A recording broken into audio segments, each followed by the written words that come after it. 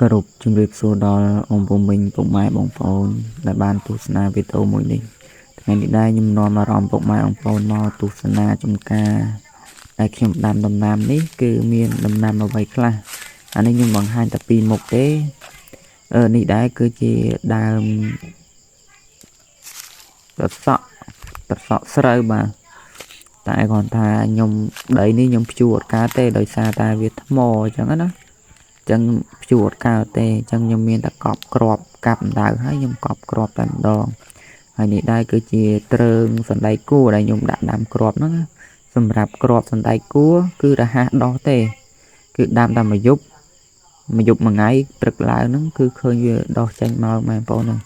យើងមិនបាច់ទៅត្រាំទឹកត្រាំអីទេគ្រាន់តែយើងកប់តែក្របកប់ចោលនឹងដីទៅធ្លាក់ភ្លៀងតាមមួយមេមក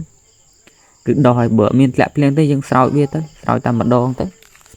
តាមមួយយប់ពីរយប់គឺវាដោះហើយអានេះខ្ញុំដាំក្របដែរគឺដោះបានស្អាតហ្នឹងបងប្អូនគឺខ្ចីលវក់តែម្ដងណាហើយខ្ញុំក៏អត់តបានដាក់ជីដាក់អីដែរហើយក៏អត់តបានចងវាដែរឃើញវាល្អពេកតែគាត់ថាដើមខ្លះវាមានសត្វស៊ីដែរតែសត្វស៊ីហ្នឹងខ្ញុំឃើញច្រើនតែអណ្ដើកមាសណាគេហៅអណ្ដើកមាសហ្នឹងហើយនឹងកដោប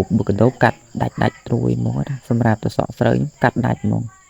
ហើយសម្រាប់ដូចពុកម៉ែបងប្អូនបានឃើញអញ្ចឹងត្រើងខ្ញុំនេះមាន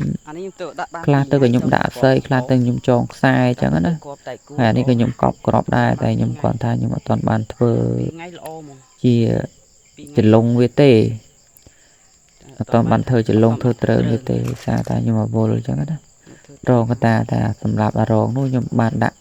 ធ្វើត្រើងវាហើយអានេះខ្ញុំធ្វើត្រើងរួចអស់ហើយនៅតែប្លោះកតាទេ